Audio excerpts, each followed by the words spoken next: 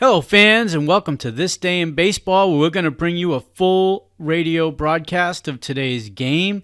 And before we do that, I just want to thank Classic Baseball Radio, and there's a link in the notes where you can check out their full channel. They have many great radio broadcasts. And while you're listening to today's game, if you want to check out much more about the game and the players, look on the links below, and you're going to see links to player pages, the date the game happened, the year it happened, and the play-by-play. Enjoy the game, and check out the links while you're watching the game, and please don't forget to hit the subscribe button so that every time new content comes out, you're going to get that firsthand. And thank you again for checking out This Day in Baseball, and enjoy the game. Batting eighth and hitting .302. And the pitcher, Whitey Ford, who has won 16 and lost 2 this year for the Yankees. So Ford richly deserves this all-star start with a 16-2 record for the Yankees this year. The National League batting order will be Maury Wills of the Dodgers at shortstop, hitting .318. Eddie Matthews will bat second, play third base. Eddie of the Milwaukee Braves batting .312. Rex Robinson of Baltimore will be the third baseman batting eighth and hitting .302. And the pitcher, Whitey Ford, who has won 16 and lost 2 this year for the Yankees. So Ford richly deserves this all-star start with a 16-2 record for the Yankees this year. The National League batting order will be Maury Wills of the Dodgers at shortstop, hitting .318. Eddie Matthews will bat second, play third base. Eddie of the Milwaukee Braves batting .312. Willie Mays will bat third. Mays from the Giants, hitting .318, will play center field. The cleanup man will be Orlando Cepeda of the Giants, playing left field, batting .308. In right field will be Bob Clemente, hitting .357. Clemente from the Pittsburgh Pirates. Bill White will be at first base. White from the St. Louis Cardinals, hitting .296. Frank Bowling of Milwaukee will be at second base, batting .304. Smokey Burgess of the Pittsburgh Pirates will be the catcher, hitting .310. And Warren Spahn, 40-year-old softball, during the pitching. Spahn, 8 wins, 11 losses for the Milwaukee Braves. Has been in 6 previous games with a record of 1 win and no losses. Well, perhaps you wonder about the breakdown of the players on the squad. In the starting lineup, the Giants will start 2 for the National League, Mays and Cepeda. The Cardinals will start Billy White. The Pirates will start Smokey Burgess and Bob Clemente. The Braves will start Bowling, Matthews, and Spahn. They'll have 3. The Dodgers will have Maury Wills as a starter.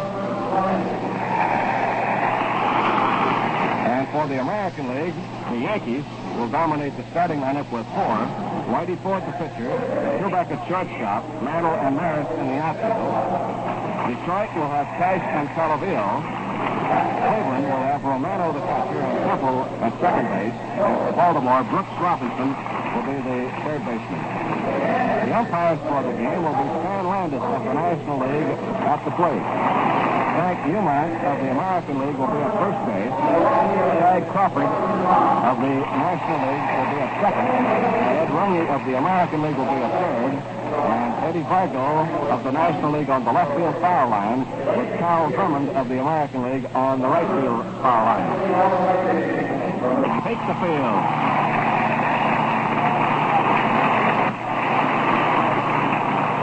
We'll be all set. The game will be underway in just a moment. And now, to start the play-by-play action, the voice of the Cleveland Indians, Jimmy Dudley. Jimmy, come in.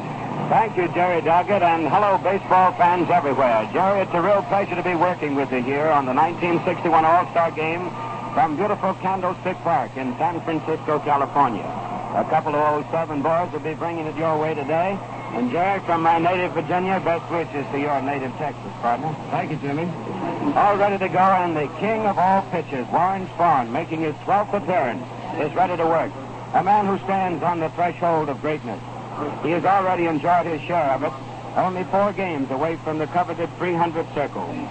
300 victories in a lifetime. Not too many have reached it, but Warren Spahn is going for it this year. His opponent today, a younger man who could well be known as the Crown Prince of pitches in the American League, certainly. An amazing record of 16-2 already, working in regular rotation. The fans have had their first thrill, the introduction of the All-Stars. And it's only fitting that the great hand of the day should go to Stan the Man Musial, the pride and joy of Donora, Pennsylvania. Perhaps no other man would have received more of an ovation or as much. Had he been here today as a member of the American League, that would have been Ted Williams, the tremendous stumper, the great and splendid splinter of baseball fame of the Boston Red Sox. Against him, the leadoff batter for the American League is Johnny Temple, chosen by the players to play second base. Number 16, the Cleveland Indians second baseman from North Carolina. Now a dude ranch owner in Tucson, Arizona. Warren Spahn with that graceful windup. And here's the first pitch of the game. Ball one outside and low. Temple had moved into position as if he might try a bunt, but he took instead. And one of the biggest men on the field today, if not the biggest, is the man back of the plate calling the balls and strikes, Stan Landis of the National League. Here's Spahn's pitch. A fastball strike is called. Ball one and strike one. Mickey Vernon of the Washington Senators coaching at first base, and Frank Crosetti of the New York Yankees coaching at third. The outfield straight away. The pitch to Temple is a curve inside and low. Ball two. Ball two and strike one. On deck is Norman Cash. Warren Spahn with 296 Major League victories to his credit. This year he has won 8, but he has lost 11. The next pitch is a shade outside with a fastball that sailed on him a little bit, and the count now is ball three and strike one. Johnny Temple with a season batting average currently of .288 with the Cleveland Indians. A good leadoff man, ability to get the base on balls, and a good stick man. The 3-1 pitch is coming up, and it is a strike call. And the string is out. Full count of 3-2 on the batter, Johnny Temple. John, like all ball players, trying to help the umpire on the 3-1 pitch, heading toward first. But the strike call gets him back in a hurry. The American League Stars versus the National League Stars. The payoff pitch is swung on. A fly ball is to right field. Moving easily for it in position is Roberto Clemente. He makes the catch, and there's one away. Clemente, who is proving himself an outstanding ball player in the National League, not only with his batting average, but his fine fielding. Fast and excellent arm, and ability to chase the fly ball. Here's Norman Cash. Cash has the batting average of .355. An amazing batting average for a man who appeared in spring training, unknown to most of the photographers who were taking pictures of the Detroit Stars. Left-hand batter, and he can really thump the ball. He takes ball when a curve is low and into the dirt. The outfield shaded around toward right. Spahn into the windup. The left-hander pitches a strike with a fastball right down the middle. Ball one and strike one. Today, at least for the time being, we're not seeing the noted winds of Candlestick Park. But as Jerry says, they'll come along a little bit later. Here's the 1-1 pitch. Overhand is a strike. He swung and missed. He tried to check it but failed to do so. Ball one and strike two on Norman Cash, wearing number 25.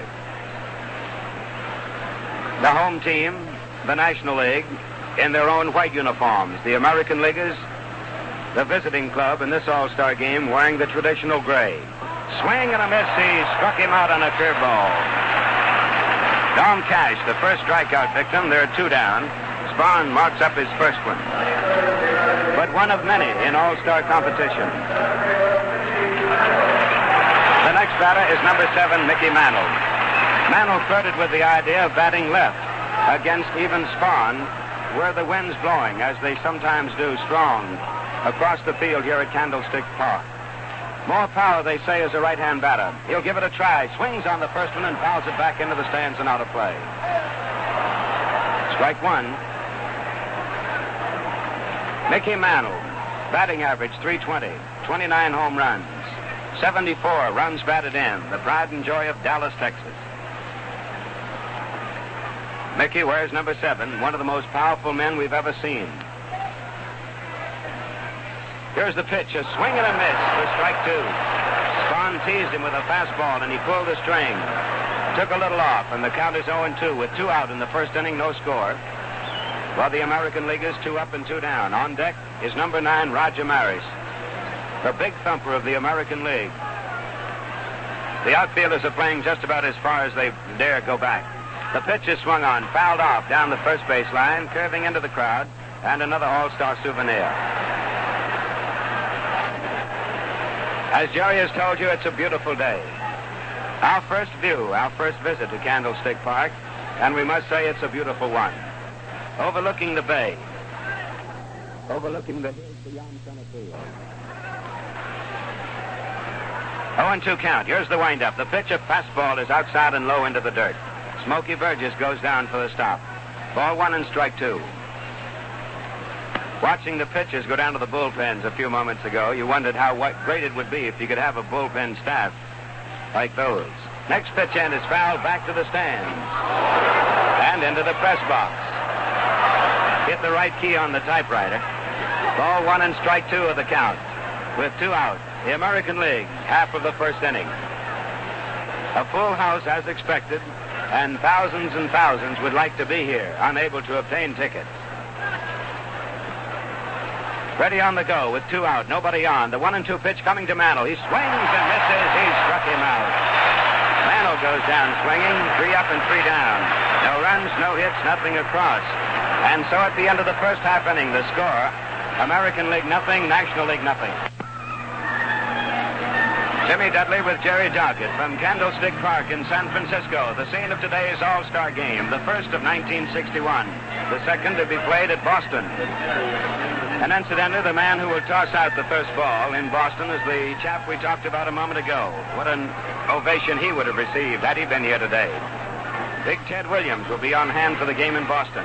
Whitey Ford has completed his warm-up throws and is ready to work. One of the most amazing records of any pitcher in the history of baseball. Percentage-wise, Whitey Ford has won 147 games and lost only 61. An amazing percentage of 710. It's a figure which excels that of any pitcher in the Hall of Fame. First man to face him, Murray Wills. Right-hand batter wears number 30, the shortstop of the Los Angeles Dodgers. Ford's pitch is a strike call. Incidentally, Warren Spahn, with his 2 strikeouts in the first inning, now has a total of 12 innings worked and a total of 9 strikeouts in all-star competition. Murray Wills, who does just about everything with a glove on the bases that you can ask of him. And the Detroit Tigers manager, Bob Sheffing, who is here today, must wince as he thinks and looks at Wills, though this happened before Sheffing went to Detroit. 2 years ago, the Tigers took a look at Wills and turned him back to the Dodger deep freeze. They didn't want to pay $35,000 for him. Foul back to the screen by Wills, and the count is strike 2. Wills is a switch hitter.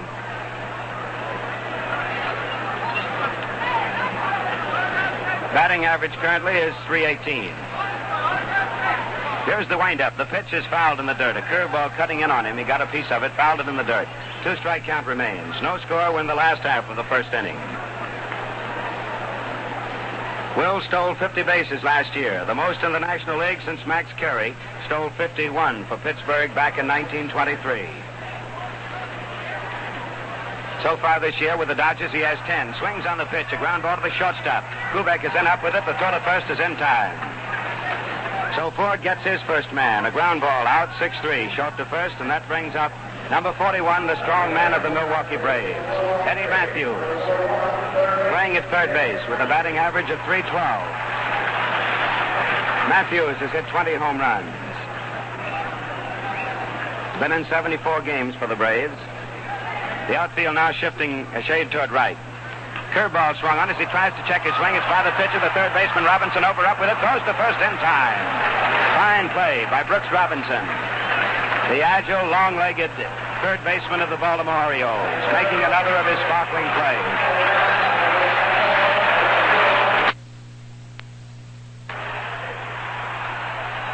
Two up and two down, and here's number 24, the say-hey kid of years gone by, now much more subdued, and a full-grown man in the world of baseball, Willie Mays.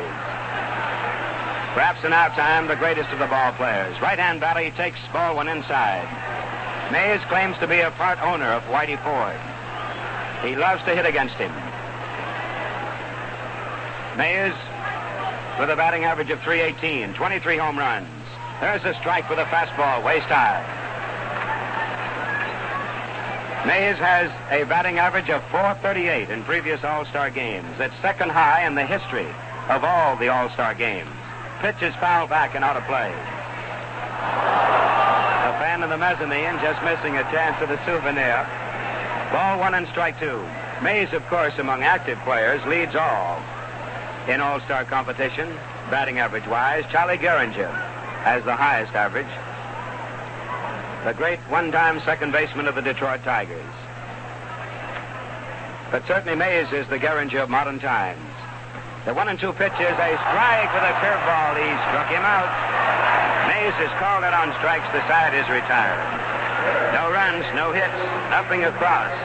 And so at the end of the first inning, the score, American League nothing, National League nothing. Inning, you're at Candlestick Park in San Francisco. Roger Maris, left-hand batter, will be up against Warren Spahn. It's a far cry from that first game, the first one played in 1933 at Comiskey Park in Chicago, when Jimmy Dykes, now the manager of the Cleveland Indians, and what a great third baseman he was, scored the first run. Warren Spahn ready to work now to Roger Maris. Left-hand batter, he takes ball 1. A curve is outside and low. Maris has a batting average of .282, but his average doesn't tell the story of his greatness to the New York Yankees. 33 home runs and 80 runs batted in. Left-hand batter, he stands well back from the plate. He looks at a strike. Warren Spahn with one of the most graceful deliveries in all baseball. 1-1. Say one thing for Roger Maris. If you ever make a mistake and give him his pitch, he'll hit it. 1-1. Pitch is swung on, pulled foul, past first base. Ball 1 and strike 2. Of course, you hear that many times about a ball player getting his pitch and being able to hit it. But it's so true. Catchers and pitchers alike will tell you that if Maris does happen to get his pitch, or you give it to him, watch out. He'll make the most of it. Here's the 1-2 pitch. Coming up, swung on, a high fly. Spahn changed up on him. Down the right field line, the wind is carrying it, and it'll carry it out of play, into the stands. I suppose, Jerry, that's just a little bit of the touch of the wind here at Candlestick Park, huh? Yes, it is, Jim, and we expect it to come up a little stronger than it is right now. In fact, sometimes it'll blow at a pretty good gale. I can just imagine, because that ball went sailing into the stands with practically no wind. 1-2 count. Back in play. The windup by Spahn. The outfield deep and around to right. The pitch is a shade outside for ball 2. Spahn teasing him on the outside corner. Frank Crosetti, native of San Francisco. First thing he said getting off the plane the other morning, isn't this great? We are not even out in the air yet. The 2-2 pitch is a strike called. He struck him out. Maris had a notion, but he let it go by. Warren Spahn has now struck out 3 in a row. This, of course, brings back great memories of the 1934 game to those who look into the record book. Not to us particularly. We weren't around at that time. But when the great King Carl Hubbell struck out 5 in a row, 5 of the most feared batters of all time. Here's Rocky Colavito. Right-hand batter number 7 swings on the first one and fouls it back. Colavito with a batting average of .280, 22 home runs. And boy, these all-star fans are really bobbling them today, dropping them down below as the souvenirs come flying back. And what a happy day it is to bring one home to the kids. The pitch to Colavito is ball 1 high and outside. Colavito, who started in the Cleveland Indians organization, and what a furor was raised when he was traded to the Detroit Tigers. Born and bred in the Bronx, his hero and idol was Joe DiMaggio. The pitch is outside and low. Ball 2, 2-1. The Rock has a strange little habit of flexing the muscles in his back to relieve the tension, I suppose, from time to time. Spahn's 2-1 pitch, swung on a high pop-up, just to the right of second base, the second baseman. Moving easily under it, Bowling makes the catch. For out number 2, 2 up and 2 down. Incidentally, it must be quite a thrill for young Frank Bowling to be in this all-star game. He was with the Detroit Tigers until traded to the Milwaukee Braves, and he's won his way into the hearts of the Milwaukee fans. The trade in which Bill Bruton figured. Tony Kubek, number 10, the Yankee shortstop at bat. takes a strike. A fastball is over the inside corner, working him in tight. Kubek has a batting average of .296. He's hit 5 home runs.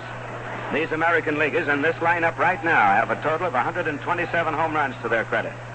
2 out. Nobody on. The pitch is swung on a broken bat ground ball to the right side of the infield. Bowling is over up with it. The throw to first is in time. 4-3 on the play. 4-3. Side is retired. No runs, no hits, nothing across. And so at the end of an inning and a half, the score, American League nothing, the National League nothing. There you go. Ready now for the last half of the second inning. Number 30 is Orlando Cepeda of the San Francisco Giants. Playing in left field for the National League All-Stars, up against Whitey Ford. Ford's first pitch is a strike over at the knees.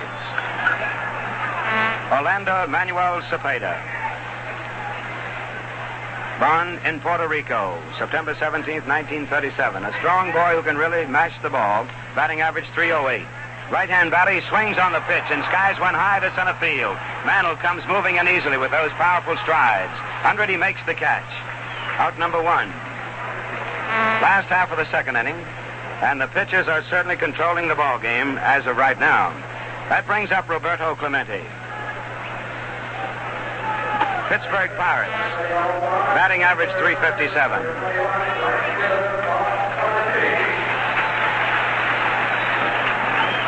Frank Lane, a few years ago, put the thumb on this boy, the finger, and said, watch him. He'll become one of the outstanding stars of the National League. And certainly this year, Clemente is coming into his own as a powerful hitter. Batting average .357. Plays a lot of outfield. He's been in 75 games. 12 home runs. The first pitch is ball one inside. Sharp breaking curveball. Whitey Ford, working regular rotation under Ralph Houck, his Yankee manager this year, has won 16 and lost only 2. The pitch delivered and swung on a powerful drive toward right center. There goes Mantle back. He's still moving back. And that ball is dropped right there at the base of the fence. Mantle couldn't get to it. And here is Clemente rounding second, coming to third. A 3-base hit. There's a possibility that Roger Maris interfered with Mantle on the play. Mantle looked like he had a shot at it, but Maris all of a sudden came roaring across from right field. Now they're having a little discussion out there in right center. And Clemente, with a tremendous burst of speed, raced around to third base. He's one of the fastest men in the league. And there's the first hit of the game, a 3-base hit to deep right center. And the batter is Bill White of the St. Louis Cardinals. White has a batting average of .296, playing at first base for the National League All-Stars. The first hit of the game. Clemente is on at third with 1 out in the last half of the second. Ford in action. The pitch is a curve outside. Ball 1.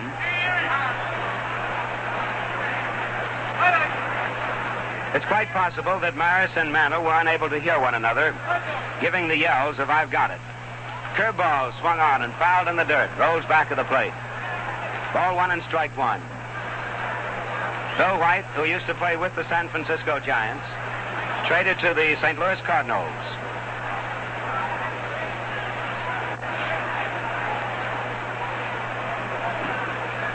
White has been in 78 games at first base for the Cards, batting .296. The outfield shaded a bit toward right. The pitch by Ford is ball 2 outside and low.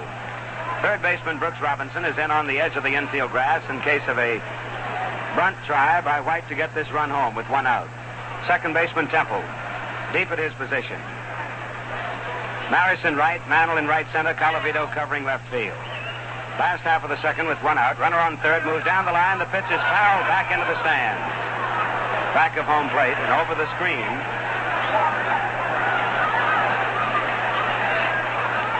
The first hit of the game by Roberto Clemente. John Romano working back of the plate for the American League All-Stars. The honor now a double one for all of the players chosen for the Dream Classic, for the simple reason they're chosen by men who play against them, men who watch them day after day in their own leagues. The managers, the players, and the coaches choose the starting players of the All-Star squads. The respective managers then choose the others. 2-2 count, and the pitch coming up, swung on it, fired toward right center. Randall moving back, has room. Clemente tags up. There's the catch. Here comes the throw and the runner, but the throw will be cut off. Clemente scores standing up, and the National Leaguers take the lead of 1-0. Sacrifice fly ball into right center by Bill White, scoring the first run of the game.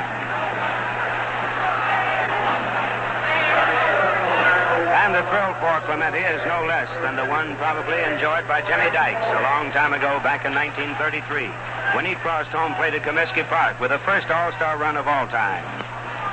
Frank Bolding is up, second baseman. Where's number 2? And he takes ball one inside and low. Bolding currently has a batting average in the National League of .304, playing a lot of second base for the Milwaukee Braves. Swings on the pitch and pulls it foul down the left field line and out of play into the stands. Ball 1, strike 1.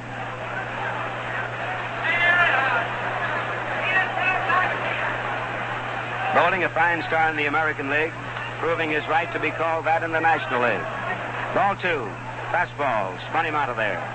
Ball 2 and strike 1 with 1 out. 1 run on 1 hit, a tremendous triple by Roberto Clemente. Pitch is fouled in the dirt. Strike 2, ball 2 and strike 2. On deck is Smokey Burgess.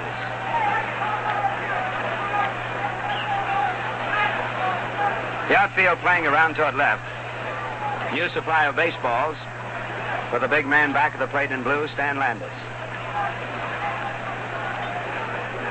Here's the windup. The pitch, a fastball, swing and a miss. He struck him out. The side is retired. In the second inning for the National Leaguers, 1 run, 1 hit. No errors and nobody left. And so at the end of 2 innings, the score is National League All-Stars 1, the American League All-Stars nothing. In baseball with a batting average of .310 in the majors and coming into his own. Right-hand batter of the Cleveland Indians swings on the pitch. A ground ball to the left side of the infield. Shortstop Wills comes up with it. Throw to first is in time. Bill White making a fine play, reaching into foul territory for the throw. And Romano is out. 6-3 on the play. That will bring up number 5, Brooks Robinson of the Baltimore Orioles with a batting average of .302. One of the finest young men in the American League. He and Ron Hansen, who play the left side of the Baltimore infield, really cover it. Right-hand batter, Robinson up, 1 out. Spahn pitches, ball 1 outside and low. Jerry Doggett was just telling me that Eddie Matthews at third base has 14 stitches in his knee, required after the collision with Darrell Spencer in a game between the St. Louis Cardinals and the Milwaukee Braves. That was the incident in which Spencer broke his knee. The pitch is outside, ball 2, 2-0 count. Brooks Robinson stands upright, takes a strike over at the knees. Ball 2 and strike 1. The National League outfield pulled around to the left. Ken McBride was warming up for the American League All-Stars a moment ago. Next pitch in, swung on and fouled off down the right field line, out of play, into the stands. The count is now ball 2 and strike 2. Ken McBride, incidentally, replaced Ryan Duran on the All-Star squad. Duran was forced to hurry home due to the unfortunate death of his infant son. Ball 2, strike 2. The pitch is swung on a ground ball to the left side. And it again is Maury Wills up with it. The throw to first, and Robinson is out. 2 up and 2 down. And Mr. Warren Spahn is showing the way. He has retired 8 men in order. Bob Berkey is taking a warm-up session down in the National League bullpen. He will be the number 2 pitcher for the National Leaguers. Berkey of the Pittsburgh Pirates. Whitey Ford, the American League pitcher, is up. Number 16. He's a left-hand batter. 2 out and nobody on. Spahn pitches a strike, a fastball across the letters. Strike 1 called. The score, National League All-Stars 1, the American League All-Stars nothing. Warren Spahn working beautifully, pitches a curve, and it's strike 2 called. Stan Landis, the National League umpire, with that dramatic gesture, straightens his great height and points a finger toward first base, or in the general direction. 0-2 count, 2 out, nobody on. Here's the windup. Spahn's pitch is swung on, a bouncer right back to the mound. Fielded easily by Spahn. The throw to first. Ford is out. 1-3 on the play, and the side is retired. No runs, no hits, nothing across for the American Leaguers. And so, at the end of 2.5 innings of play, the score is National League 1, American League nothing. Here from Candlestick Park in San Francisco on a beautiful sunshiny day, one of the warm days for this part of the country. Now the breeze is beginning to move, and the flag standing out in all the glory. Smokey Burgess, number 6. Left-hand batter is up, and the first pitch to him by Ford.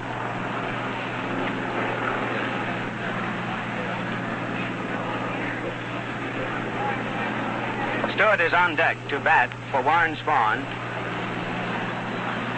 Ball 1, the next pitch in to Burgess, a left-hand batter. He pulls it foul down the first base line. Ball 1 and strike 1. Dick Stewart, who wears number 7, on deck as a pinch hitter for Warren Spahn. The American League has batted around, and they went down in order. 9 men before the slants of Warren Spahn. Ford's pitch is a curve outside and low. Ball 2. Ball 2 and strike 1. Frank Larry, the strong-arm right-hander of the Detroit Tigers, a boy from Alabama working in the American League bullpen. Burgess swings on the pitch and hits a high pop fly into right field. Roger Maris closing in on it. 100 now, he makes the catch. And there's one away. One away in the last half of the third inning, and that will bring up Dick Stewart. Number 7, batting for Warren Spahn.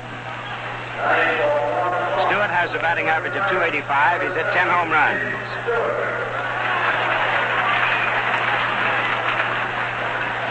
Last half of the third, 1 out.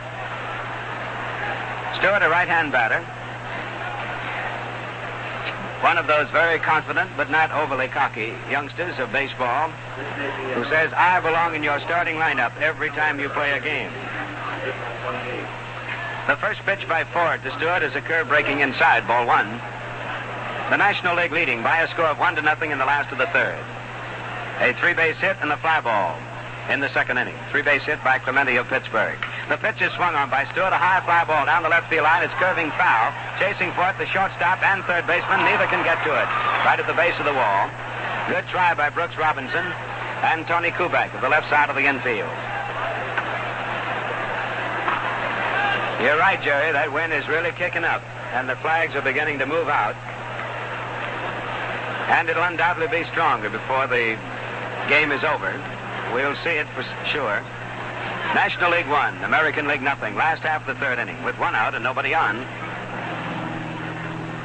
The next pitch, a fastball is a bit too high. Ball 2. 2-1 the count.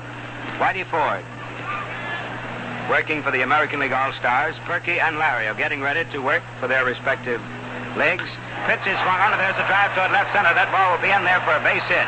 Landing in front of Maris, and he and Colavito almost collide. Here's Stewart going for 2. Colavito's throw is into second, too late. Dick Stewart pinch hitting for Warren Spahn. Driving one into left center. And it is a 2-base hit.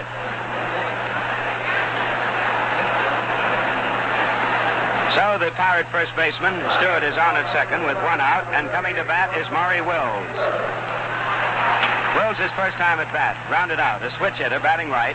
Wears number 30, batting right against the left-hander Whitey Ford. Second hit.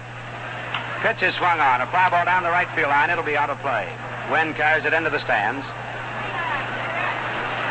The official paid attendance at today's ball game, 44,115. The largest crowd to ever witness a baseball game here at Candlestick Park. 44,115.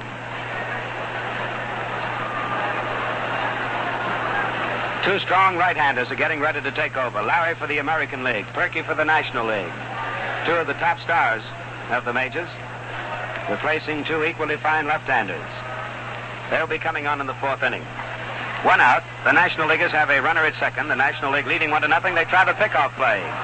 Ford back to Temple, but Stewart is back safely.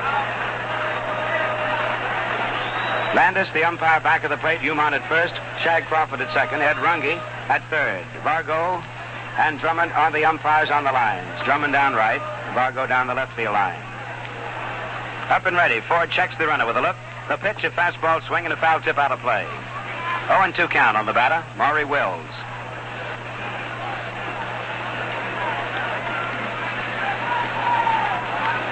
On deck is Eddie Matthews.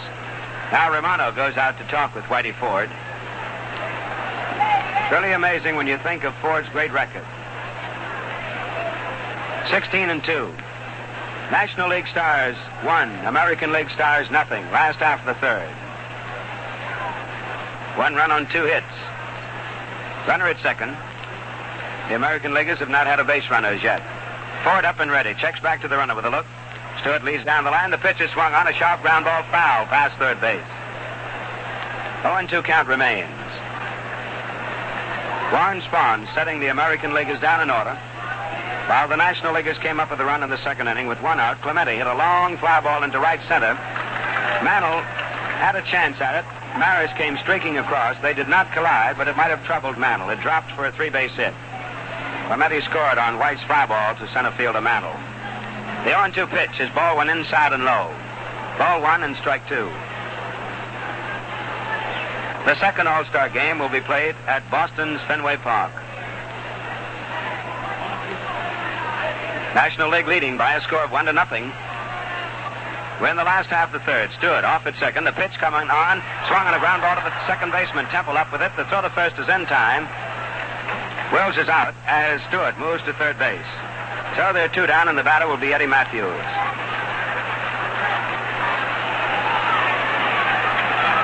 Matthews grounded out his first time up. 5-3 went out, third to first.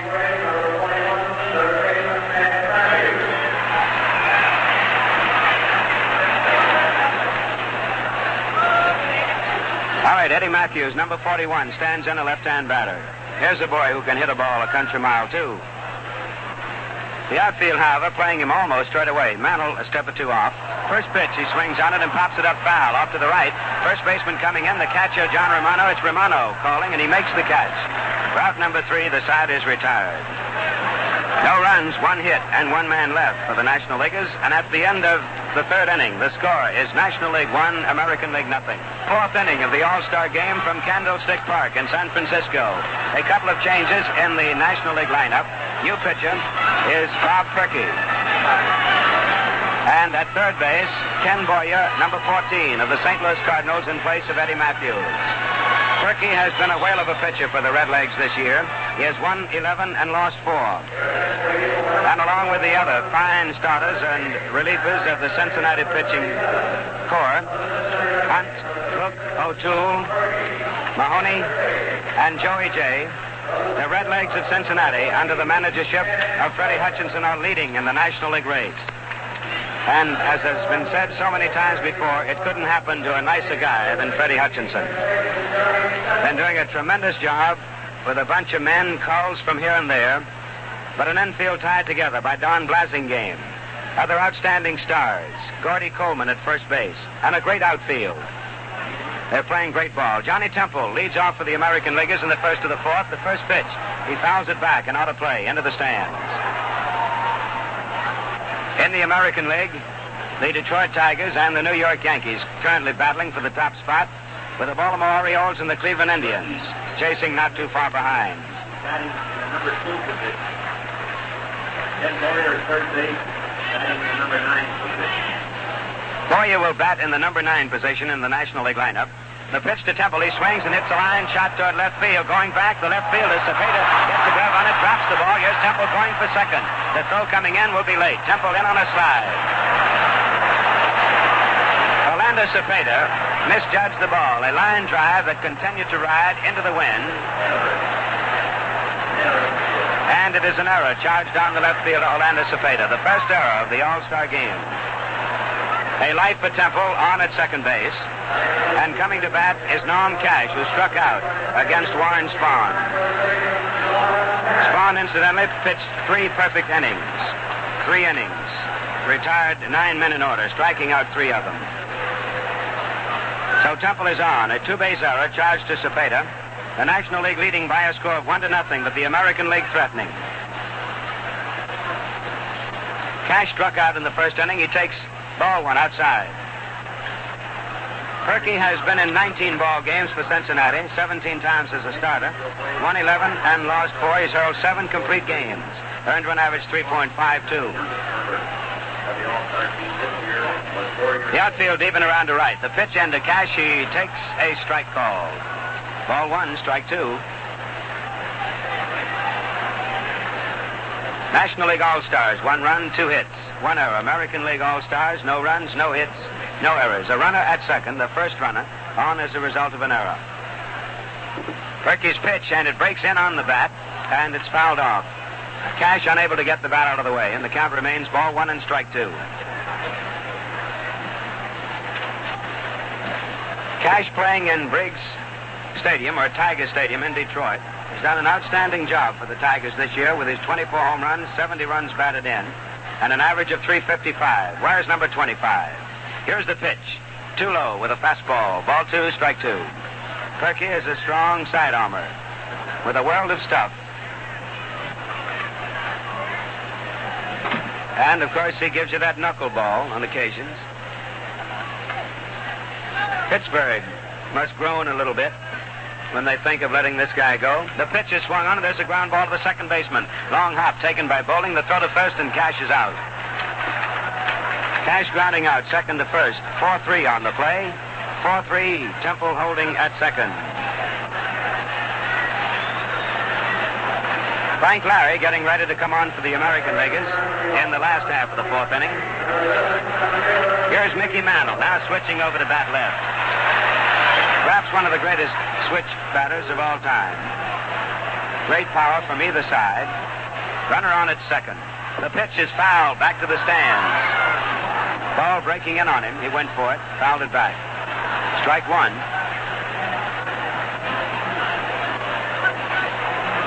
Mantle, one of the big gate attractions of the American League, facing Bob Perky of the Cincinnati Reds. National League All-Stars 1, American League All-Stars nothing. First to the fourth, the pitch is pulled foul past first base. Mickey Vernon coaching at first, Frank Pursetti coaching at third. Pursetti now has been a coach for the All-Stars in 4 years. He was a player 3 times. 1-0, the National League All-Stars leading the American League All-Stars here in the first of the fourth. Alston Howard is taking the warm-up throws from Frank Larry down in the bullpen. Perky checks back to the runner with a look. The pitch to Mantle, a change-up, and there was the knuckler. Ball 1 is too high. Ball 1 and strike 2. There's a good possibility that the fans here at Candlestick Park this afternoon will get a look at Hort Wilhelm of the Baltimore Orioles. A man who can really make that old ball flutter. One of the great knuckleballers of the game. 1-2. Perky's pitch swung on. A high pop-up. Foul. Back to the plate. Smokey Burgess giving it a run, but he'll not have a chance for it. It's way back into the crowd. Man, that ball bounced on the concrete and almost came up into the radio booth here. Be ready with your glove, men.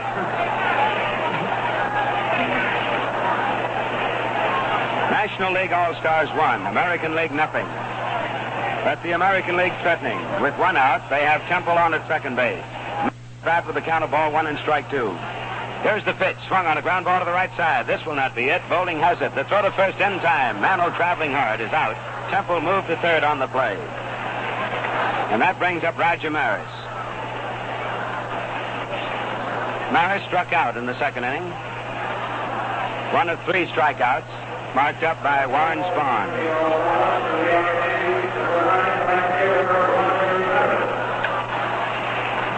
There have been some great pitching performances, and perhaps one of the greatest. He could go all the way back to that 1934 game when Mel Harder, then of the Cleveland Indians, gave up only 1 hit in the last 5 innings. The American League went on to win that one. The pitch by Perky into Roger Maris. His ball went outside and low. National League 1, American League nothing. First half of the fourth inning, 2 out. American League All-Star second baseman Johnny Temple on at third. The outfield is a deep and around to right for this boy. The pitch is outside and low. Perky attempting to keep the ball away from him.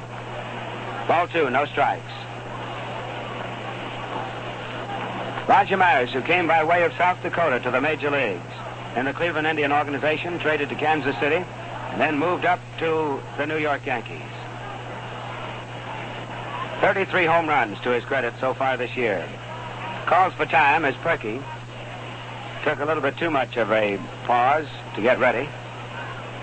Batter doesn't like to freeze, and he doesn't like to be quick pitched, so he steps out again just as Perky got ready, as he moved in.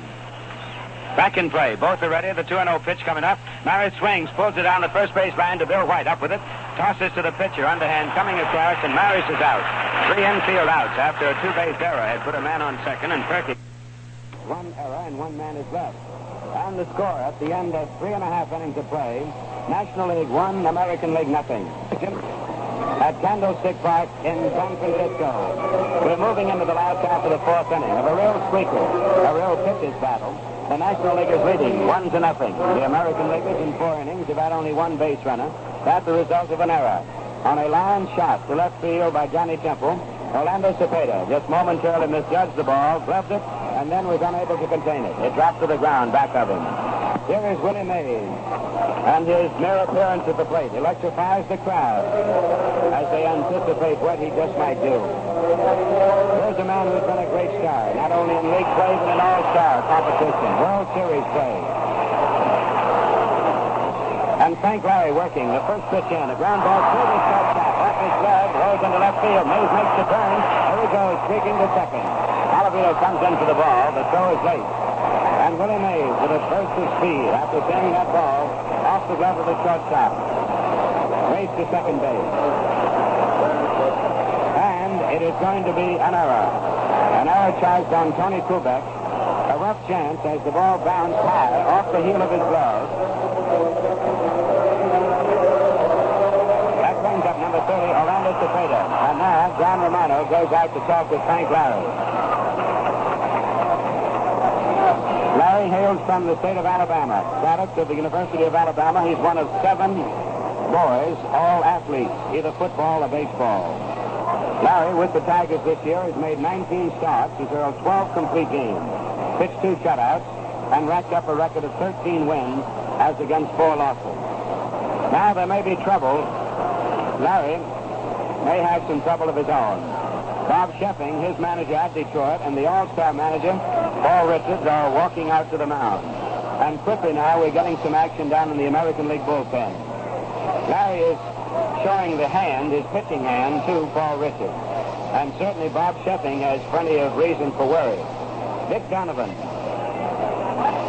the tall right-hander for the Washington Senators, is working, and he is going to be called and racked up a record of 13 wins as against 4 losses.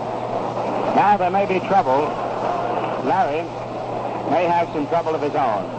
Bob Sheffing, his manager at Detroit, and the all-star manager, Paul Richards, are walking out to the mound. And quickly now, we're getting some action down in the American League bullpen. Larry is showing the hand, his pitching hand, to Paul Richards. And certainly Bob Sheffing has plenty of reason for worry. Dick Donovan, the tall right-hander for the Washington Senators, is working, and he is going to be called into the game. And we'll get a report from the field shortly as to the welfare of Frank Larry, who is leaving under duress. This means that Donovan will be allowed to come in the game and take his warm-up throws on the mound.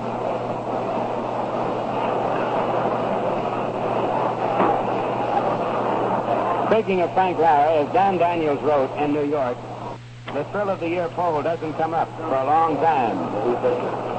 But certainly, you have to remember Frank Larry's great exhibition of pitching, hitting, and running to win single-handedly over the New York Yankees on May 12th. Frank Merriwell of Yale, as Dan Daniels wrote, wouldn't have had a chance against Frank Bulldog Larry that day. Some great pitching and great hitting as he almost single-handedly defeated the New York Yankees. Of course, down through the years, Larry has been able to take care of the Yankees in pretty good style.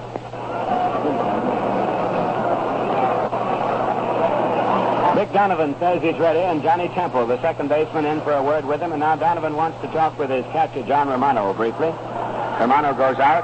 Donovan wears number 20.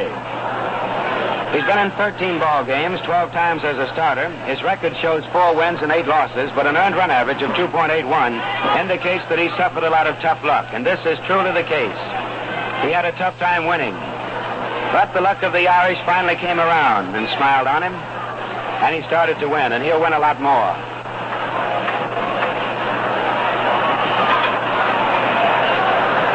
All right, Orlando Cepeda is the batter. Runner on at second is Willie Mays as a result of a 2-base error charged to Tony Kubek. Nobody out. Last half of the 4th inning. Donovan's pitch swung on a ground ball to the left side of the infield. Mays moves to third. Robinson comes up with the ball. The throw to first, and Cepeda is out. Brooks Robinson, who covers a lot of territory, to his left, as well as guarding the third base line, getting his man. Cepeda goes out. And Frank Larry goes out of the game with a sore arm, which we hope is merely a brief injury, or a brief hurt, let's put it that way.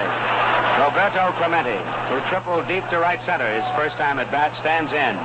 And the American League infield now draws in. Cash, Temple, Kubek, and Robinson. Moving in close. The outfield just about straight away. 1 out. The National League leading 1-0 in the last half of the 4th inning.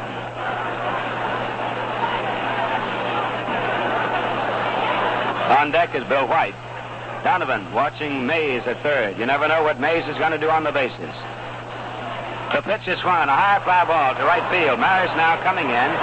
Stands, waits, trying to get a move in on the ball. He makes the catch. The runner tags up. Here comes the throw and the runner will score. Mays running from under his cap, but he scores. And the National League leads by a score of 2-0. On just 2 hits and an error, they have tallied twice. So Clemente has scored a run and batted in a run. There are 2 out, and the batter will be Bill White, who drove in the first National League run in the 2nd inning. It's pretty tough to get a man from Maris's position after that catch. Mays now has scored 12 runs, which is an all-star record. Formerly he was tied with Musial, I believe, right? Pitch is swung on by White and ripped through the middle. Past Donovan into center field, a base hit. Bill White, first pitch swinging, drives one into center field, and there's the 3rd National League hit. The National League All-Stars are leading by a score of 2-0. Pass to the 4th as the bats now come alive and begin to talk a tune. The batter will be number 2, Frank Bowling. Right-hand batter, and with 2 out, he's looking down to Gene Mauch, who is coaching at third base. The scoreboard was showing 1 out, and Bowling might have been looking for that reason. Of course, he could also be looking for the hit and run. White leads off at first. Donovan's pitch. Outside and low with a curve. Ball 1. Ball 1, no strikes. Frank Bowling, whose brother Milt Bowling is now in the Boston Red Sox organization. One-time baseball star in his own right. So to first base by Donovan. The runner is back. Willie Mays now has scored 12 runs in all-star competition. There goes the runner. The pitch is swung. A line drive. Beautiful catch by Johnny Temple. And he has it for the out. He fell to the ground, but hung on. A beautiful play by Johnny Temple. Line drive hit it for a base hit. Temple moving over to cover. Caught that ball on the dead run. Fell, but hung on. And the side is retired. In the last of the 4th, 1 run, 1 hit. There was 1 error, and 1 man left.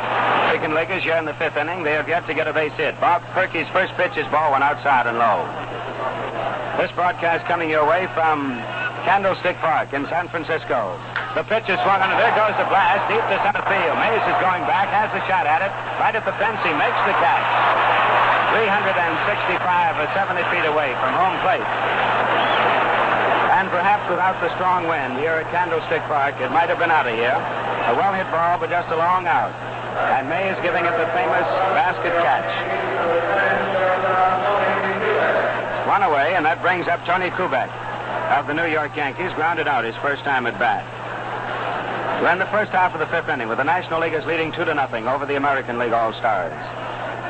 Bob Perky of the Cincinnati Redlegs pitches. Ball 1 inside and low. 3 hits for the National Leaguers, none for the American Leaguers. Each team has committed an error. And in each case, the error was good for 2 bases. Perky's pitch swung on, and a looper going out into center field. Easy chance for Willie Mays. Under it, he makes the catch, and Kubek is out number 2. Working in the American League bullpen is Jim Bunning of the Detroit Tigers. That brings up John Romano, first time at bat in the 3rd inning. The Cleveland Indians catcher grounded out short to first. Where's number 11? Strong right-hand batter. Formerly with the Chicago White Sox. The pitch to him by Perky is ball 1 outside and low. Jimmy Dykes said to John Romano in spring training, "You are going to become the best catcher in the American League." And Romano is working at it. Fouls one back and out of play. Ball 1, strike 1. It takes a lot of work But in Romano, Dykes saw the potential. He ran a lot of excess weight off him. Has taught him a lot of tricks of the trade. 1-1, pitch coming up. Foul back to the screen, a changeup, and the count now is ball 1 and strike 2. First half of the 5th inning, the National League is leading by a score of 2-0. 33 graduates of American Legion Baseball are playing in today's game. Romano fouls another one into the stands off to the right of the plate. And the count is ball 1, strike 2. 2-0, the National League leading. First half of the 5th. Warren Spahn worked 3 perfect innings for the National Leaguers. Whitey Ford worked 3 innings, allowed 2 hits, walked none, struck out 1, and is charged with a run. The 1-2 pitch. Outside, ball 2 and strike 2. Frank Larry came on in the 4th inning, but it faced only one man, Willie Mays, who was safe on an error. Then came up with arm trouble, and Donovan took over. The 2-2 pitch. Romano swings and misses. He struck him out. 3 up and 3 down. No runs, no hits, nothing across.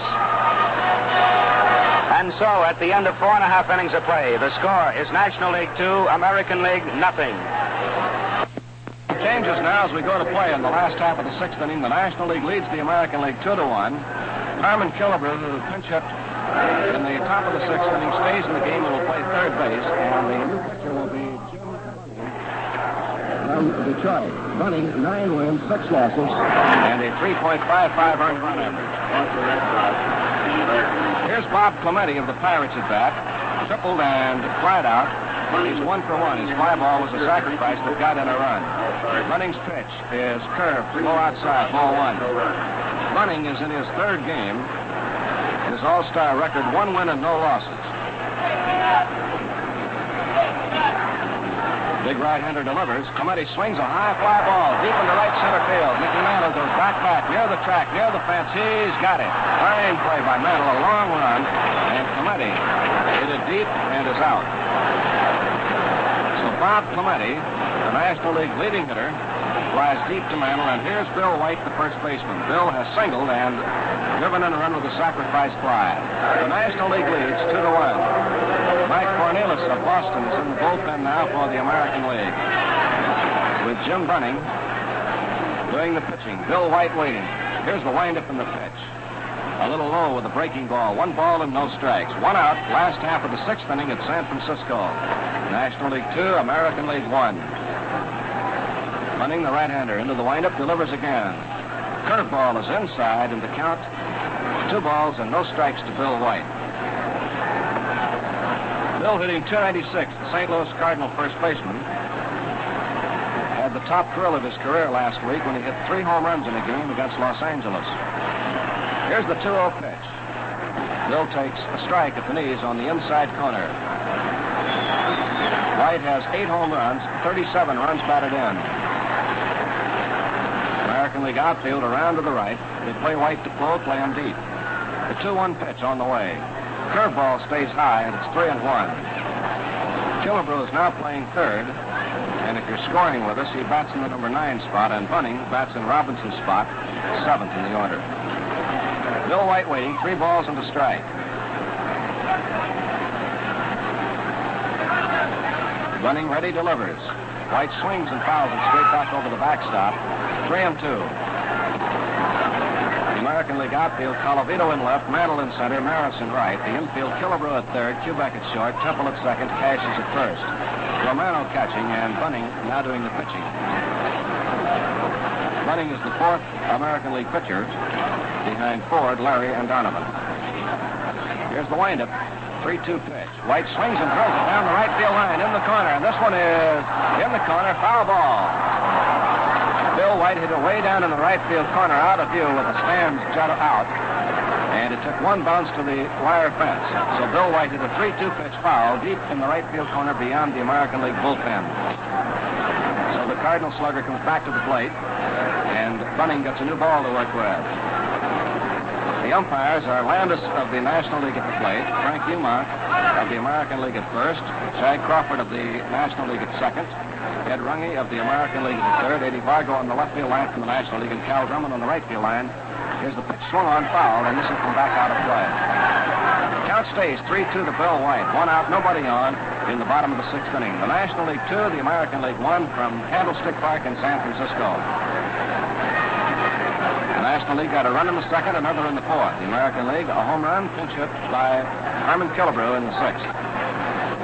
Bunning now ready. 3-2 pitch to Bill White. Swung on and missed. Strike 3. Good sharp curveball, and he struck him out. Strikeout number 1 for Bunning, and the 4th National Leaguer to go down on strikes. 5 American Leaguers have struck out. Spahn struck out 3 in a row. Here's Frank Bowling, the second baseman. Struck out and lined out on a great play by Johnny Temple. The National League was playing hit and run when Bowling lined one right back over second, and Temple was going to cover the bag. Made a scrambling stop of the ball for the out. Bowling takes a curve down low, and it's 1 ball, no strikes. The pitching today has been excellent. 2-1 score. 1 run, 1 hit for the American League, 2 runs, 6 hits for the National League, and each side 1 error. The American League error cost a run. There's a high fly ball on the right side foul. Cash coming through the coaching box, looks up in the sun now, has to battle the wind and makes a one-hand catch for the out, so the side retired. Norm Cash battling the sun and the wind, makes the catch on the foul ball. Bowling retired. No runs, no hits, no errors, none left on. And at the end of 6 innings of play, the score, the National League 2 and the American League 1. This is Jerry Doggett along with Jimmy Dudley from Candlestick Park in San Francisco, sending you the All-Star Classic, the second of which will be played at Boston on July the 30th. Now we're set to play. Top half of the 7th inning, and for the American League stars, it will be Mickey Mantle, struck out and grounded out.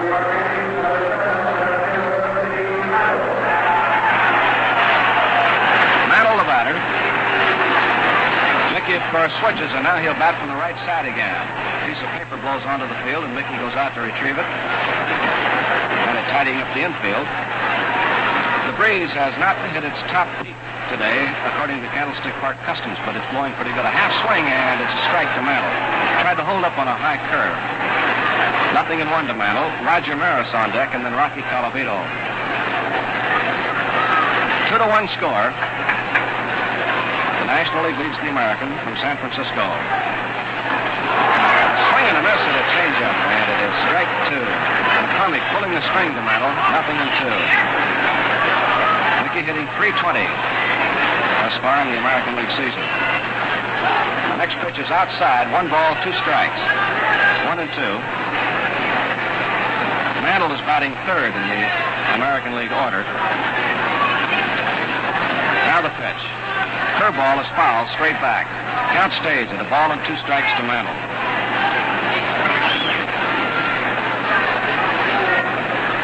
Bright sunshiny day, temperature in the middle 70s. The 1-2 pitch. Curve called. Strike 3. Low curve offered up by McCormick, and Mantle is out on strikes. The second strikeout for Mike McCormick. And here's Roger Maris of the Yankees, the cleanup man. He struck out and grounded out Bill White and Bob Crockett. Mike McCormick, in his second inning of work here in the All-Star game, gave up a home run to Harmon Killebrew in the 6th inning. Here's the pitch. A little high, ball 1. Overarm fastball that time to left-hand batter Roger Maris. Rocky Colavito is on deck. Here's McCormick's next pitch. Fastball is high, stays outside, ball 2. 2-0. Top half of the 7th inning from San Francisco. National League 2, American League 1. 1 hit for the American League, 6 hits for the National League. Now the pitch. Up high again. Ball 3. 3 balls and no strikes, and immediately we look to the scorebook and remind you there have been no walks in the game. Spahn started, worked 3 perfect innings, struck out 3. Boyer worked 2, Perky worked 2. Here's a fastball high, and Maris is on with a walk. First walk of the game. So Mike McCormick, 4 bad ones. And here is Rocky Colavito. Popped out and tied to center.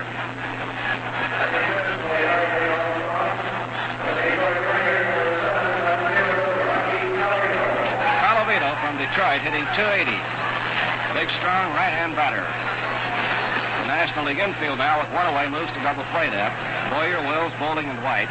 Outfield to the left. The pitch. Way high for a ball. 1 ball and no strikes. And McCormick wants a new ball. Asks catcher Smokey Burgess to make the exchange for him. And immediately the National League bullpen gets busy. Sandy Koufax of the Dodgers and Roy Pace of the Pirates up and throwing.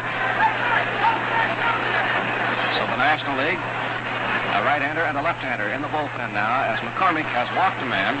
After striking out Mantle, he walked Maris. 1 ball, no strikes to Colavito. Swinging a high fly ball hit down in the left field corner. Robinson going to the corner. This one is going foul back into the seats. So Colavito right down the line with it, but back into the stands. And foul ball by just a few feet.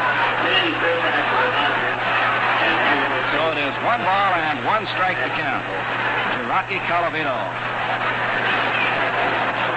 Rocky has 1 home run in all-star competition. He's played in 2 games. Before today, his average 400. He had 2 for 5, including the home run. So Colavito at bat with 1 out, 1 on in the 7th inning. The National League leads 2-1 over the American. Now the look at first base. Maris a short lead. McCormick's delivery is outside. Ball 2, 2-1. Fastball moving away from the right-hand batter. 2 balls and 1 strike. Frank Rossetti coaching at third. Mickey Vernon at first. 1 out, 1 on. Now McCormick set again. Here's the pitch. Fly ball hit the left field. Robinson coming on for it. He's there now and makes the catch for the out. So Colavito flies to Frank Robinson in left field, 2 down. And the shortstop, Tony Kubek, coming up. Top half of the 7th inning of the game. National League 2, American League 1. At first base, Roger Maris will throw a walk. Kubek the batter. McCormick is the 3rd National League pitcher. The American League has used 4, but Frank Larry had to go out after a sore and made 1 pitch to Willie Mays. Here's the pitch. Fly ball to center. Willie Mays fading back for this one. Willie's way back now. Turns. He's got it. And the inning is over. So Kubek flies deep to Mays in left center. And in the 7th, no runs, no hits, no errors, and 1 left.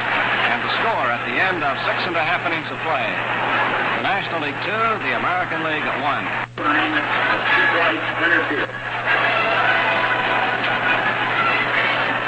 Moving along to the last half of the 7th inning, a defensive change made by the American League. Al Kaline of the Detroit Tigers replaces Mickey Mantle in center field as Smokey Burgess of the Pirates comes to bat for the National.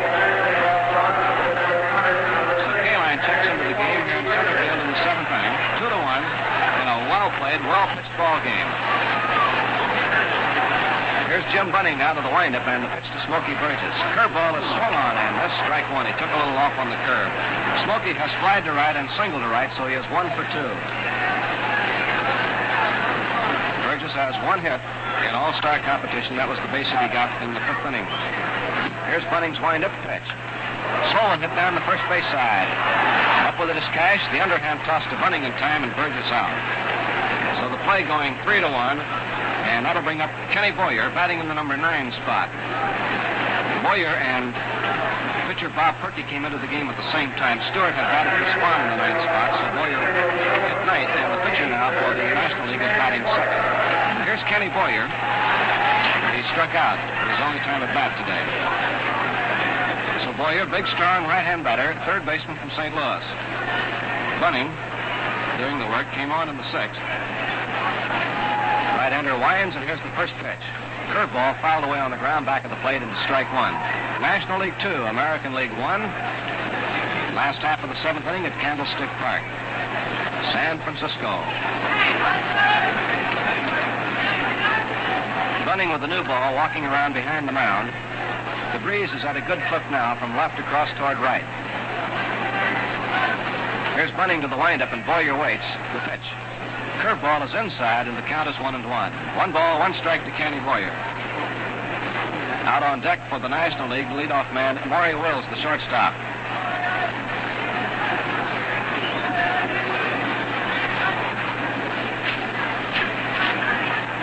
Now the pitch. Swung on, hit foul, coming back toward the broadcast booth. The right back upstairs. Look out, fellas. As Jimmy Dudley said earlier, bring your gloves. You need them here.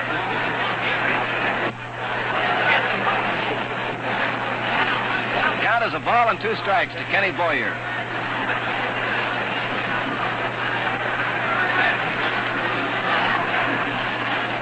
Here's Bunning to the windup now. Right-hander delivers. Slider outside. 2-2.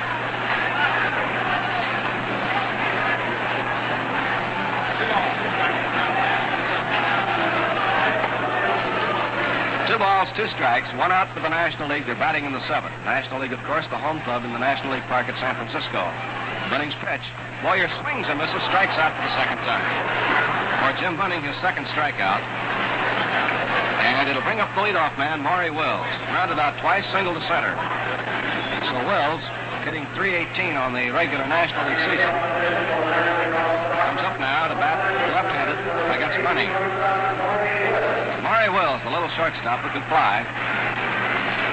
Third baseman Harmon Killebrew plays him 2 steps in on the grass at third. Outfield straightaway, not too deep. Here's Bunning to the windup, pitch to Wills. Curve is over for a strike.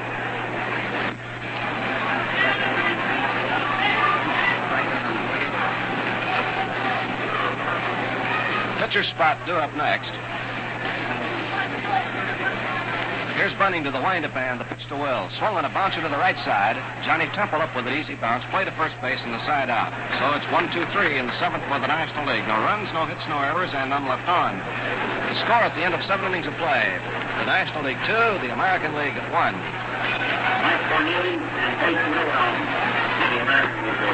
From Candlestick Park in San Francisco, this is Jerry Doggett along with Jimmy Dudley. The first of 2 Giant All-Star contests this season. Moving along to the 8th inning in a game that has been well played and quickly played. 1 hour and 45 minutes to this point. Here's Johnny Romano, the catcher from Cleveland. 0 for 2. McCormick's first pitch is a curve for a strike, 0-1. Romano grounded to short and struck out. The American League has just 1 hit, a home run, a pinch hit home run by Killebrew in the 6th inning off McCormick. His changeup is high and the count is 1-1. We have 2 pitchers in the bullpen for the American League, right-handers Hoyt Wilhelm of Baltimore and Mike Cornelis of Boston. Now the pitch, swung on, looped into right field, coming fast as Clemente. He's there and he's got it. So Romano flies out to Bob Clemente in right field, Clemente having to make a move toward the right field foul line to haul it in. Here's Jackie Brandt coming up now as a pinch hitter for pitcher Jim Bunning. The American League pitcher is hitting the number 7 spot. And here's Jackie Brandt. Brandt is hitting .341. He has 4 home runs and 29 runs batted in. Fine right-hand batter. McCormick's pitch is in for a strike. Brandt and McCormick, of course, were former teammates when Brandt was with the Giants. Strike 1 count to Brandt. 1 out, nobody on. There's a change-up high, and it's 1 ball and 1 strike. So we'll see either Wilhelm or Cornelis in the last half of the 8th inning here at Candlestick Park. 2-1, the National League leads. Here's the windup and the pitch. The curve is low, and it's 2 balls and a strike. In case you joined us late in the 2nd inning, Bob Clemente had a drive deep to right field against the fence between Maris and Mantle. They had a little confusion on it. It fell for a triple, and Bill White drove Clemente in with a fly ball to center. Next pitch, fastball for a strike on the outside corner. 2-2, leveled off now to Brandt. The National League pulled out in front 2-0 when Mays led off the 4th against Frank Larry, the only hitter that Larry faced before going out with a sore arm. Hit a sharp ground ball to short. It bounced into left field for a 2-base error on Kubek, and then a ground out moved into third, and Clemente drove in the run of the fly ball to right. Next pitch high, ball 3. Full count now to Brandt. American League run, a home run by Killebrew, pinch hitting in the 6th inning. So it's 2-1. Fine exhibition for a capacity crowd at Candlestick Park. Over 44,000 fans on hand. McCormick delivers 3-2. A swing and a miss, strike 3, struck him out. The 3rd strikeout for the San Francisco left-hander. That brings up Killebrew, who has the only hit, the only run of the game for the American League, and a towering drive to left field. So here's Killebrew from the Minnesota Twins. Breeze picking up now and blowing severely from left to right. There's a high pop foul back of the plate. Burgess may have a play on it, moving with it, under it, and makes a one-hand catch for the out. Smokey almost went too far. Had to lean back and haul it in, and the side retired. Fine play by Smokey Burgess, battling the wind with his back to the sun. No runs, no hits, no errors, and none left on. So the score at the end of 7 1/2 innings. The National League 2, the American League 1.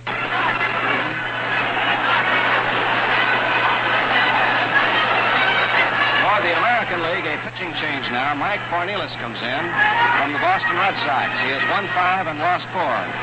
He's been in 28 ball games with Boston. His earned run average 4.94. Larry goes off.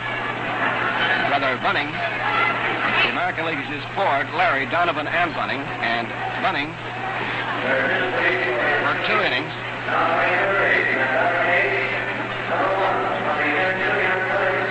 There's another change for the American League.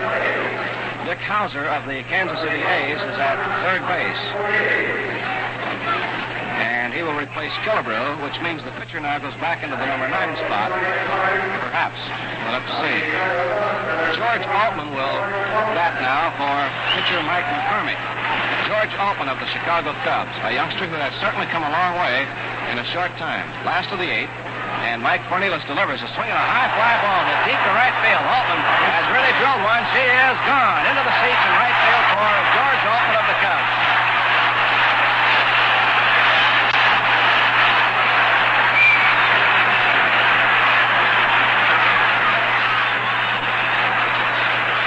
Now, how about that one for a thrill? George Altman in his first All-Star game, his first swing of the bat, a home run deep into right field. Altman hitting .349. As a pinch hitter and drills it deep in the seats in right field, and here's Willie Mays. Cornelis delivers a swing and a drive to center. Kaline waits for it right in his tracks and makes the catch for the out. So Mays fly it out. 3-1, the National League leads as George Altman of Chicago walked cold off the bench and sent it riding deep into the stands. He has 14 home runs on the year and 45 RBIs. His batting average has certainly soared. Here's Frank Robinson now. The Cincinnati left fielder. Cornelis delivers and the pitch is low. 1 ball and no strikes. Robinson having a good year. He's one of the big muscle men for the Reds, hitting .328 with 23 home runs and 70 runs batted in. There's a line drive base hit to left field. Into the left field corner goes Calavita to cut it off and fires it back in, and Robinson on with a long single to left. Bullpen busy for the American League again. And here's Bob Sheffing coming out of the dugout, walking out to the mound with a message from Paul Richards to pitcher Mike Cornelis.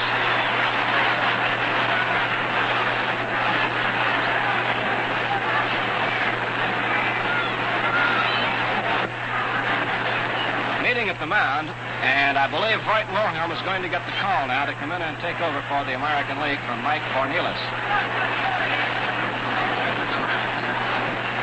So Cornelis was in and tagged for a home run by Altman.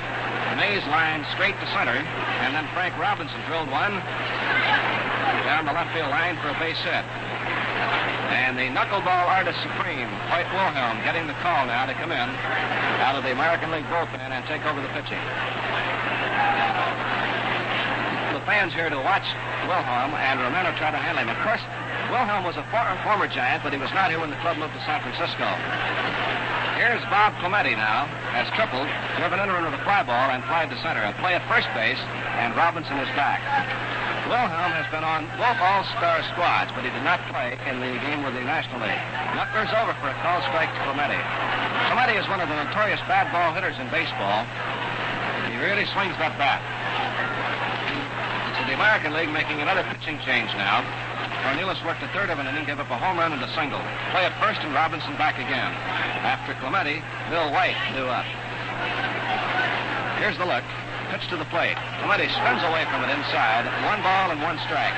Wilhelm with Baltimore has won 6 and lost 4. And listen to this. Earned run average 1.96. He is exclusively in relief. He's been in 32 games. He can drive the hitters crazy. Robinson goes. Pitch swung on, missed. Throw to second base, and Robinson is safe. He steals it. Frank Robinson of Cincinnati steals second as Clemente swings and misses at the knuckleball pitch. Robinson has 12 stolen bases in the National League season. 1 ball and 2 strikes to count to Clemente. Now the pitch. Knuckler is swung on and missed. Strike 3. So Clemente goes down on strikes. Strikeout number 1. Wilhelm gets the first man he faces, and here's Bill White. There are 2 outs now. Robinson at second base, and Wilhelm taking the sign. 3-1, the National League leads. Bill White takes it outside, ball 1. George Altman, a pinch home run, start the bottom of the 8th inning. Another pinch home run in the game for the American Leaguers' only hit came by Killebrew in the 6th inning. Now the pitch. Bill White swings a high fly ball to right field. Kaline and Maris, and it'll be Maris calling. He makes the catch and the side retired. So for the National League in the 8th, 1 run, 2 hits, no errors, 1 left. And the score at the end of the 8th inning, the National League 3, the American League 1.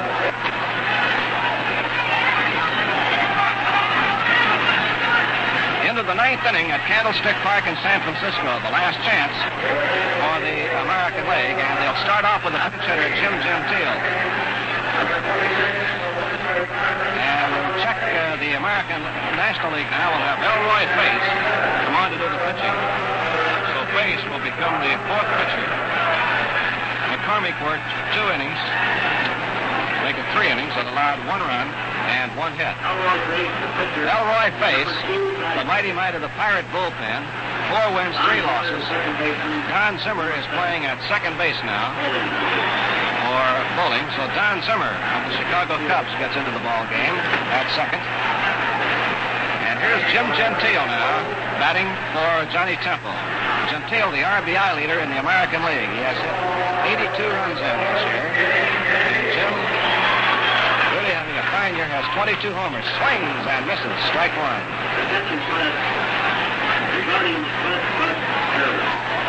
Both bullpens are busy. We're in the 9th inning.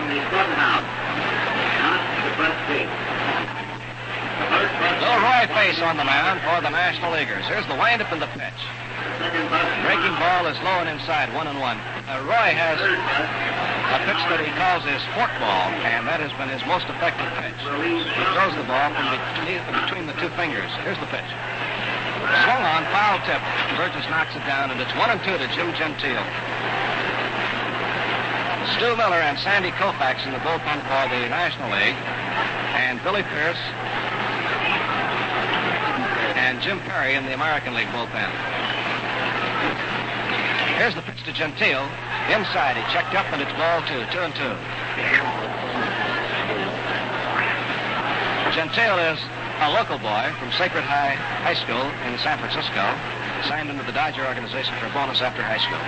Wild pitch all the way back to the backstop, and it's 3-2 now on Jim Gentile. Norm Cash of the Tigers due up next. Jim, tall, rugged, can really swing the bat. Here's Roy Face into the windup and the pitch down. Swung on and missed. Strike 3. Gentile goes down on strikes. So Face picks up a strikeout. First man he faces. 8 American League hitters have struck out. Well, the story of today's game was supposed to be American League power and National League pitching. It is 3-1 in a real good ball game. Here's Norm Cash at bat. 8 hits for the National, 1 hit for the American, and the pitch is high, ball 1. A home run by Harmon Killebrew in the 6th inning as a pinch hitter is the only run or hit the American League has so far. Pitch is inside for a ball. 2 balls and no strikes now. Face pitching to Cash. Al Kaline on deck. And boy, the folks are getting a sample now of the San Francisco wind. It is really whipping. Here's Face to the windup, and down comes his pitch. Swung on and missed for a strike, 2-1. The wind is about 15 to 20 miles an hour now, blowing from left field across toward right, and it is really whipping things around now. Paper napkins, paper sacks blowing all around the place, blowing debris onto the playing field. 2-1 the count. Here's the pitch to Norm Cash. Ground ball foul down the first base side, and it's 2-2.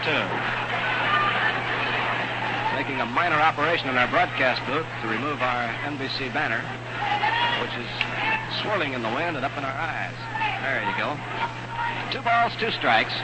Norm Cash, the batter, nobody on. 1 out in the 9th inning. The National League 3, the American League 1 from San Francisco. Roy face to the windup, delivers to Cash. Outside, low. The count is full, 3-2. Stu Miller and Sandy Koufax, a right-hander and a left-hander, in the National League bullpen. No one throwing now. Here's a line drive, base hit in the right center field. This one's going to go through to the fence. Clemente over to pick it up, makes his throw back after having a little trouble. Now finally gets it way over the head of the shortstop, Maury Wills, at the cutoff spot. And down to second base goes Cash with a double. The ball seemed to wedge in the fence, at the bottom of the fence in right field. And Clemente had trouble picking it up, but it was a double anyway for Cash. The second hit, and here's Nellie Fox now going out to run for Cash. Nellie Fox of the Chicago White Sox. Pinch runner in the 9th with 1 out, and the batter will be Al Kaline coming on.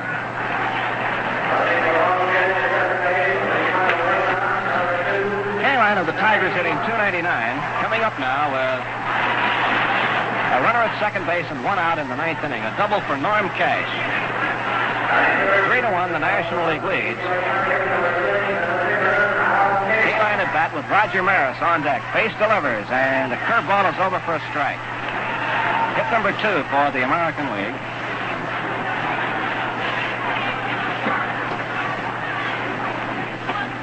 Now the pitch. Foul ball back into the backstop, and it's strike 2. Capacity crowd, 44,115. The largest crowd ever to see a ball game in San Francisco on hand today. Strike 2 count, Kaline. Little Roy Face of the Pittsburgh Pirates working for the National Leaguers. They've had some great pitching today. Here's the pitch. Fouled away. Warren Spahn, 3 perfect innings. Bob Perky, 2 innings in which he allowed 1 base runner on an error. McCormick, 3 innings, 1 hit, a home run. And now Face trying to hold him back. And the American Leaguers have plenty of sluggers left. Face working, strike 2 count to Kaline. Here's the pitch. Inside, low, 1 ball and 2 strikes. Nellie Fox at second base, a pinch runner for Norm Cash.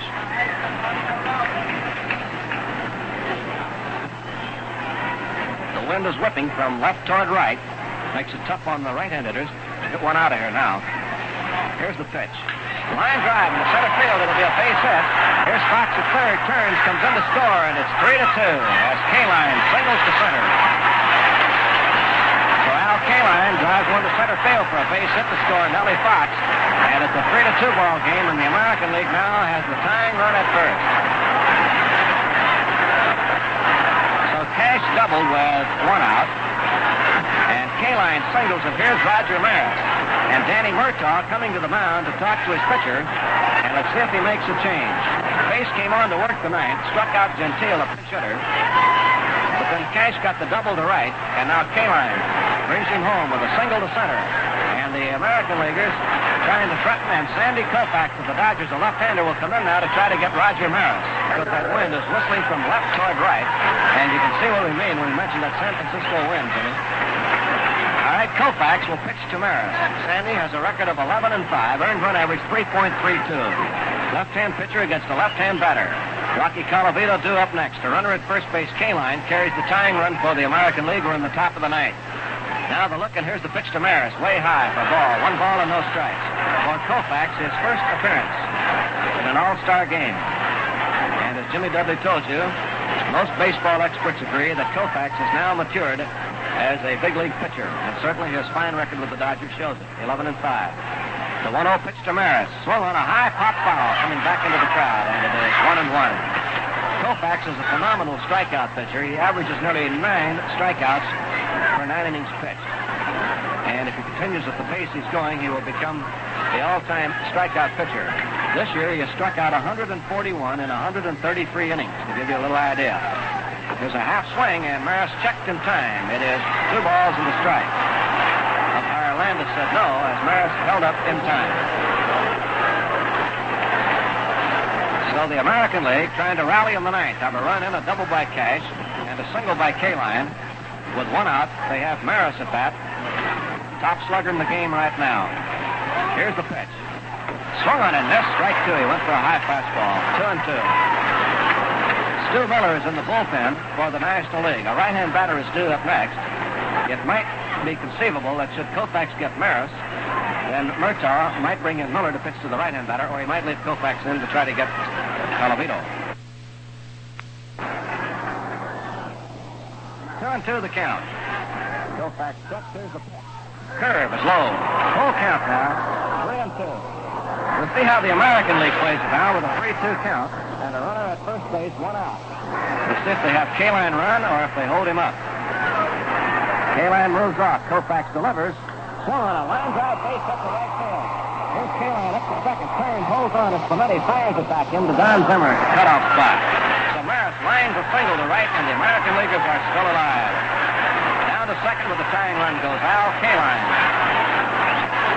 So Maris a base hit, and that's 3 straight hits, and now Murtaugh is making another trip to the mound. The American Leaguers have Calavito, then Kubek, then Romano. And manager Paul Richards staggered his lineup so that he could have a left-hander and a right-hander alternating as often as possible. One reason why he had Mantle batting third and Maris fourth, figuring against a left-hand starter for the National League, Mantle could switch and bat right, then he'd have a left-hander, then a right-hander, then another left-hander and a right-hander. He has popped up and flat out twice. Miller is a veteran major leaguer and has done a great job for the San Francisco Ball Club.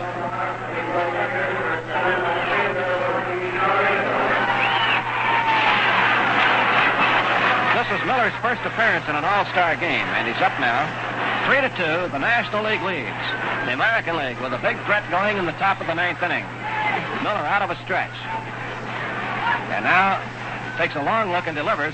Time had been called as the pitch is swung on and missed. Van Landis called time. He might have called a balk. Landis called a balk on him. Miller had a hesitation in his swing, and a balk is called. So now the American League has a golden opportunity on the balk call. Kaline goes to third. Maris goes to second base. With one out, the tying run now is at third, and the go-ahead run is at second. Jerry, it was a tough break for Stu. Actually, the wind blew him a little bit. If you saw him, he gave with the wind, and that caused him to balk.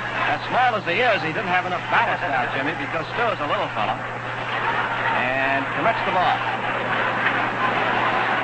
So the wind is a factor. Not only blowing the ball around, but juggling the pitchers. The pitch to Calavito, ground ball to third. Boyer up with it. The tying run is in, and Boyer can't pick it up. Calavito grabs the third. Boyer could not pick the ball up. While Kaline streaked to the plate, there was no play. Holding at second base was Maris, and it'll be an error on Kenny Boyer. And the American League has tied it up 3-3. With runners still on at first and second. Maris had to hold at second. The pitch is in high. Ball one. So, in the inning, the American League have had a double, a single, another single, and then a balk to set the runners at second and third, and then the error by Boyer to allow the tying run to score. Here's the pitch. A swing and a miss for a strike. 1-1 to Tony Kubek. On deck, John Romano of Cleveland. So we have a tied-up game now, 3-3 here in the ninth inning. The American League making a rally at it and still batting with 1 out and 2 on. A single, another single, and then a balk to set the runners at second and third, and then the error by Boyer to allow the tying run to score. Here's the pitch. A swing and a miss for a strike. 1-1 to Tony Kubek. On deck, John Romano of Cleveland. So we have a tied-up game now, 3-3 here in the ninth inning. The American League making a rally at it and still batting with 1 out and 2 on. Miller set. Here's his pitch. Swung on and popped up. Out in front of the plate, Burgess and White, and it's Smokey Burgess stops the ball in foul territory. The wind playing tricks on catcher Smokey Burgess, and the ball went right through his glove. And we'll see if they charge an error on that. A little pop fly just to the right of the plate, about 5 feet foul.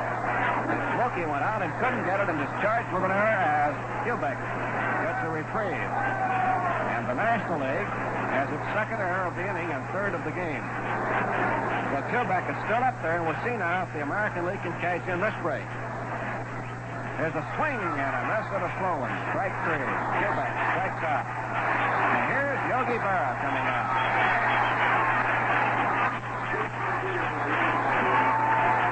Yogi Berra will come up and bat for John Romana, and a round of applause for the Yogi.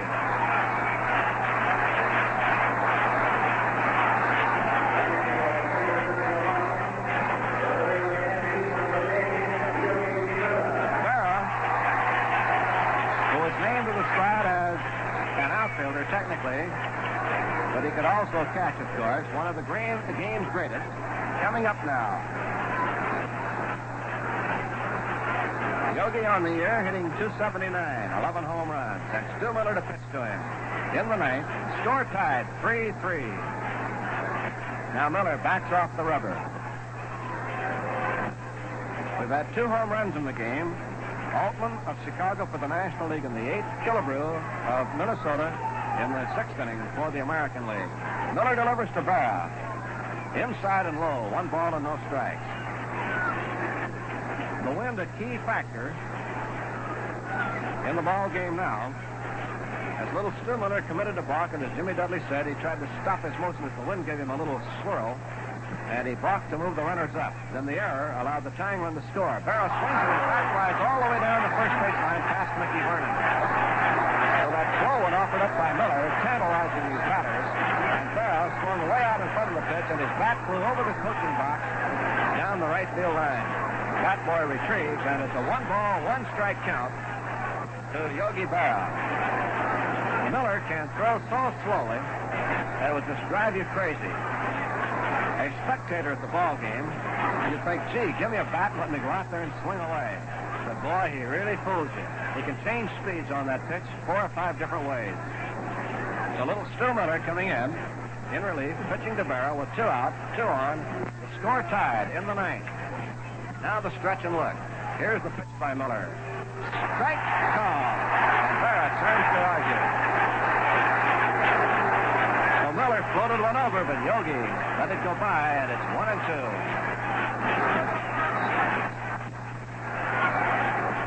American League 3, National League 3. We're in the 9th inning. Fine ball game at Candlestick Park in San Francisco. Now the look. 1-2 pitch by Miller. Bouncer to the right side. Zimmer up with it. Here's his play. And he pulls wide off, and he's safe at first base. A routine throw by Don Zimmer pulled Bill wide off, and Berra is safe, and the bases are loaded. So the National League has committed 3 errors in the inning, and the American League still alive, and Berra is at first base. Carlovito at second, and Maris at third. The third National League error of the inning from Kansas City. Hauser hitting .268. There's quite a success story. A youngster from Kansas City playing in his first All-Star game, and when spring training began, he wasn't even on a Major League roster. Now Miller will pitch to Hauser, batting in the number 8 spot. The wind swirling around again, and time called at home plate. So the American League having a hectic inning here, and the National League having problems picking up the ball. 2 errors in the inning. One has cost a run, and the other one might. We'll see. The pitch is low for a ball. 1 ball and no strikes to Dick Hauser. The score is tied at 3-3. After Gentile struck out, Cash doubled, Kaline singled, Maris singled. Boyer made an error on Carlovito. Quebec struck out, and Zimmer made an error on Berra. Pitch is in for strike, and it's 1-1. Stu Miller of the Giants pitching for the National League. Look in the 1-1 pitch. Swung on a fly ball to left field. Robinson right there moves in with the wind. Over now, and he's got it, and the game is over. So in the 9th for the American League, 2 runs, 3 hits, 3 National League errors, and 3 left on. And the score at the end of 8.5 innings of play, the National League 3, the American League 3. So here here's Zimmer coming on in the bottom of the ninth inning. Score tied at 3-3.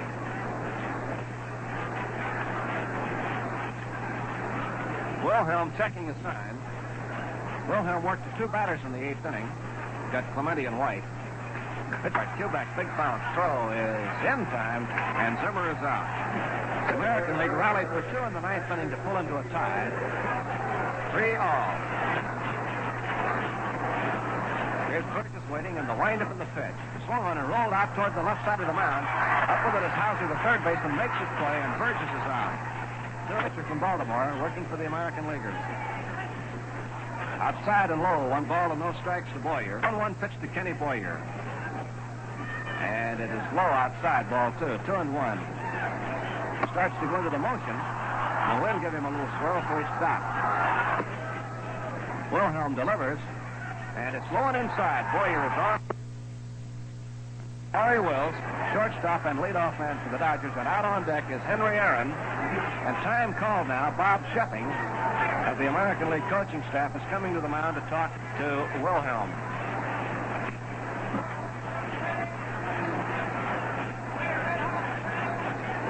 So an error on Gentile allows Boyer, who had walked, to take second. And then when Gentile retrieved and threw, he almost threw it into left field, but Kubek made a nice stop on a high throw. The 6 errors is a record for All-Star game. 6 by both teams. So the last inning has been a little rocky as far as the errors are concerned. Here's the pitch to Wills. Checks up on a low one, ball 3. 3 balls and no strikes to Maury Wills. But Henry Aaron of Milwaukee, one of the most dangerous hitters in the game, out on deck.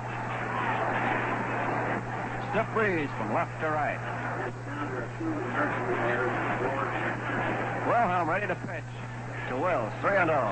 Maury swings and loops one out back of second base. Going out forward is Fox. He's got it. And that retires the side. They let Wills hit 3-0, and he popped up to the second baseman, Nellie Fox. That will go into overtime in a moment. No runs, no hits, no errors, and 1 man left on. 2 runs scored by the American Leaguers in the ninth inning are earned runs, and the ball game is all tied up. The National League with 3 runs on 8 hits and 4 errors. The American League 3 runs, 4 hits and 2 errors. The total of 6 errors by both clubs, a new record. However, the National League holds the record for most errors by a single club. They still have 1 to go to tie. They have made as many as 5 errors in a single game. And where did it happen? In 1949, and you guessed it, it happened in Brooklyn.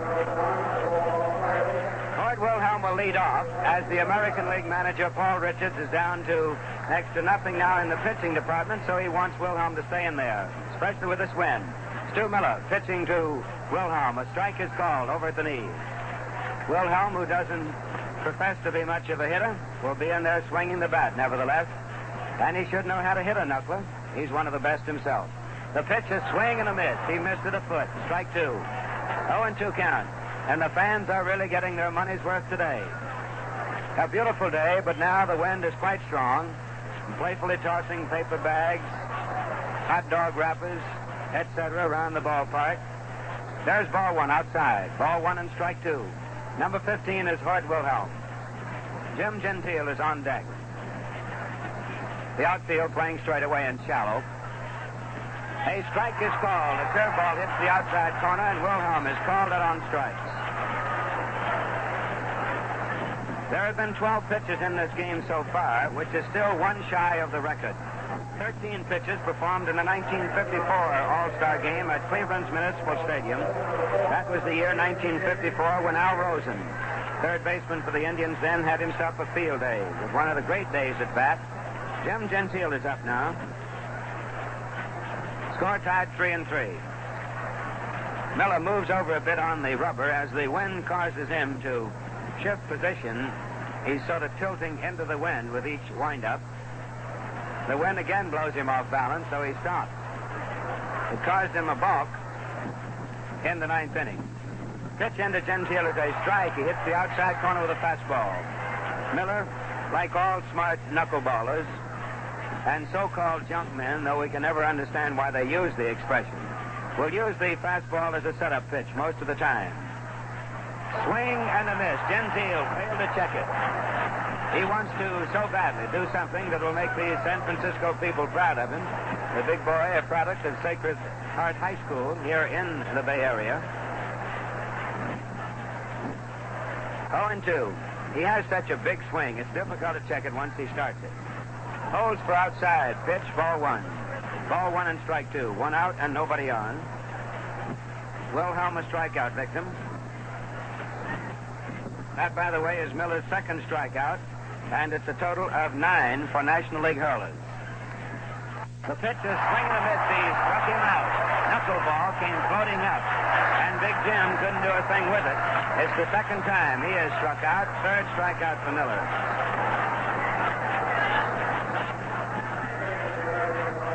So 3 of the batters in today's game, 4 of them, in fact, have been guilty of striking out twice.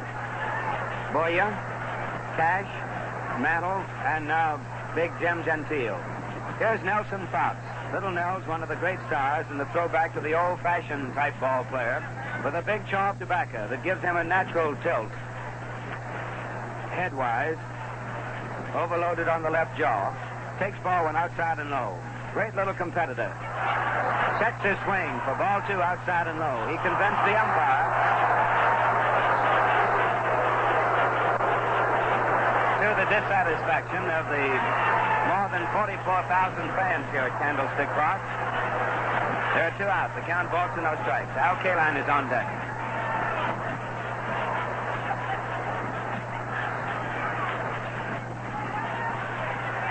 Sure no. The pitch coming up is a strike ball.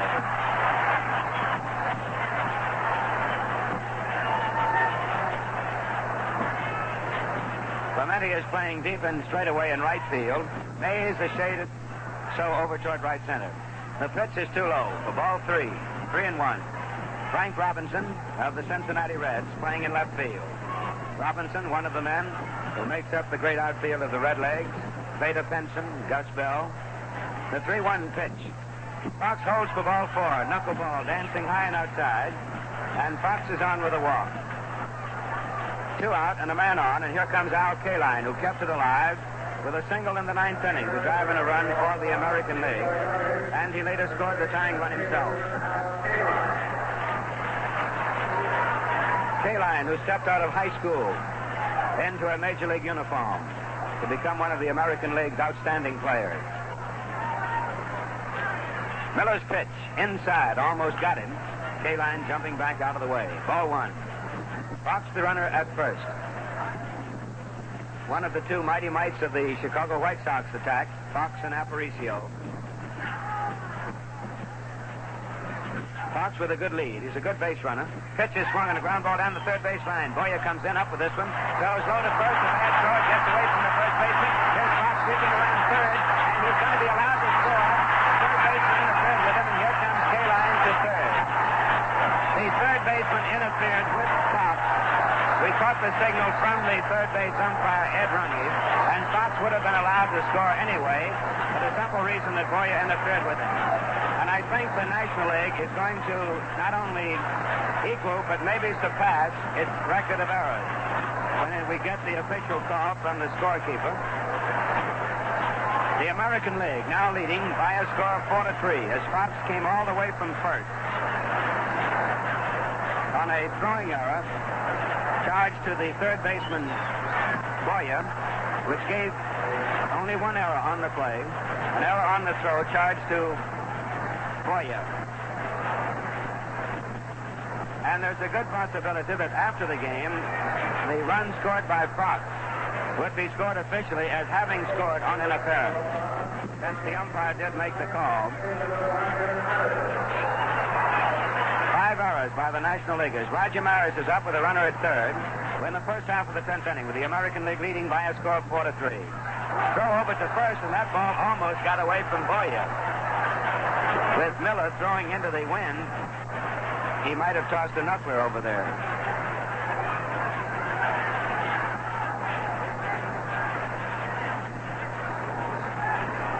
Four runs on 4 hits. And now Danny Murtaugh is out talking to the plate umpire, Stan Landis, who in turn calls to Ed Runge at third base. And it's quite possible that Murtaugh wants a clarification of the play on Fox at third. Runge gave the sign. Boyer came across the bag. After making the throw to first, he went back of the bag, and then, as Fox rounded third base, Boyer stepped in his pad. And Runge now is making the explanation to the National League manager, Danny Murtaugh.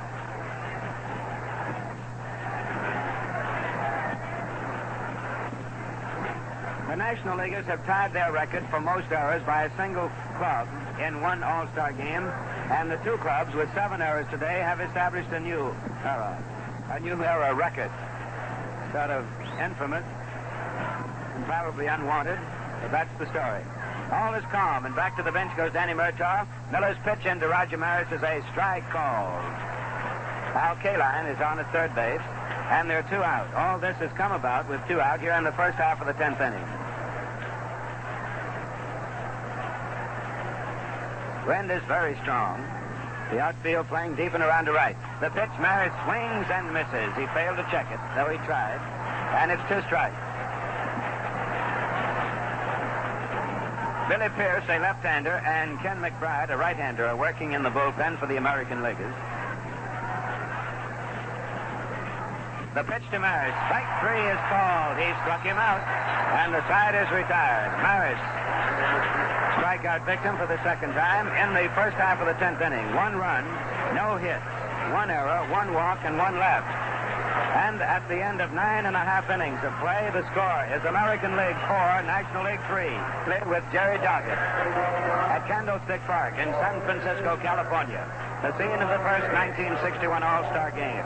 It has been quite a show here this afternoon, with more than 44,000 fans setting a new record for Candlestick Park in attendance.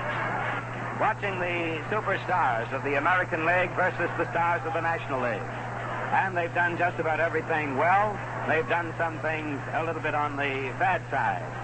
For instance, like making 7 errors. But that's the story of baseball. Some days everything falls in place. Other days you just can't make a nickel. One thing is for sure, the pitchers for the first part of the game ruled it. Whitey Ford and Warren Spahn, a tremendous 3-inning stint by Spahn. 3 perfect innings he pitched. Hank Aaron will be the leadoff batter for the National Leaguers in the last half of the 10th inning. And Hort Wilhelm, who came on in the 8th inning and put out the fire, is ready to work. Number 44, Hank Aaron. Season batting average of .322. His first time at bat. First pitch into him by Wilhelm. His ball went high and inside.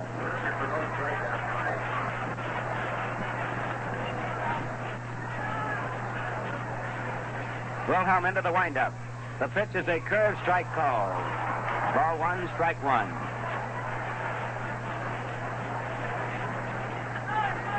The National Leaguers trail by a run. Pitch is swung, and there's a drive to the middle out of the second base into center field. It's a base hit for Aaron. And the National Leaguers come alive. The batter is, say hey, Willie Mays. Bringing about the tremendous cheers of San Francisco fans who are just a little bit partial, and rightfully so. This is baseball. And the great game will be coming your way in your cities by radio and in the parks where the Major League games are played. The pitch in gets away from Elston Howard, and there goes Aaron to second. Elston Howard couldn't handle the pitch.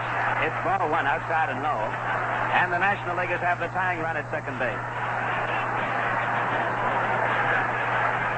Fastball is charged. Mays has 1 hit. In for at bats, he swings and misses. Strike 1.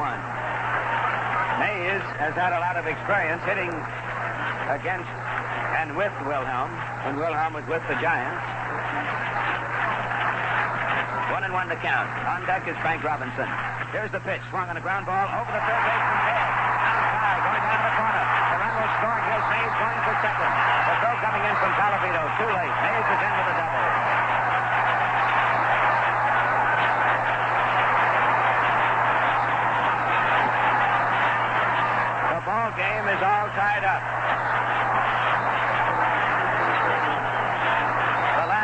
the 10th inning. Each team has started a run, and still nobody out. The National Leaguers have the winning run at second with nobody down. Frank Robinson, star of the Cincinnati Redlegs, stands in. His first time up in the 8th inning, he's singled into left field. And the pitch hits him. First pitch is hit by Wilhelm. He takes his base, putting runners at first and second. And it will bring up Clemente is due up here, and he's coming. Roberto Clemente of the Pittsburgh Pirates. Ken McBride, a right-hander, and left-hander Billy Pierce working in the American League bullpen. As the action becomes a little bit frenzied now.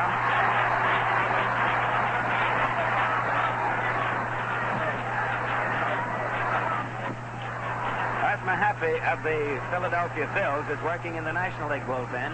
Score tied 4-4. Mays on second, Robinson on first, and nobody out. Bill White is on deck. 4-4 ball game. The outfield is deep. The pitch is outside.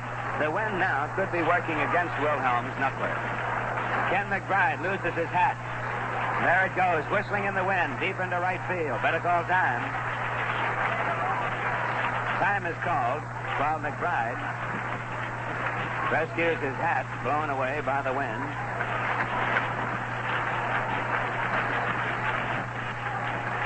Willie Mays with a double bounce over the third baseman's head is on at second.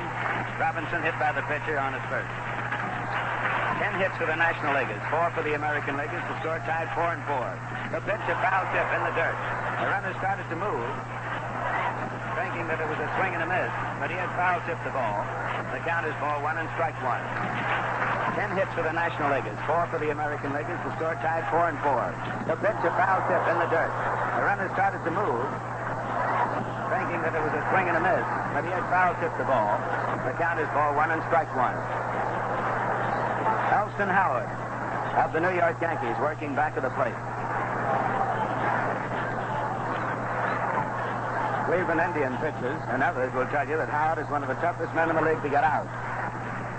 The pitch by Wilhelm swung on. There's a drive out to right center. This may be it. Harris chasing the ball. Here's Mays pounding third. He's coming home to score. And that's the ball game. Mays scores. And the ball game is over. In the last half of the 10th inning, the National Leaguers do it with nobody out. They get 2 runs on 3 hits, and there are 2 men left. And that's the story of the ball game here, with the National Leaguers trailing 4-3. Going into the last half of the 10th inning, they come up with 2 runs to win it by a score of 5-4. And in just a moment, we'll review the highlights of the game for you.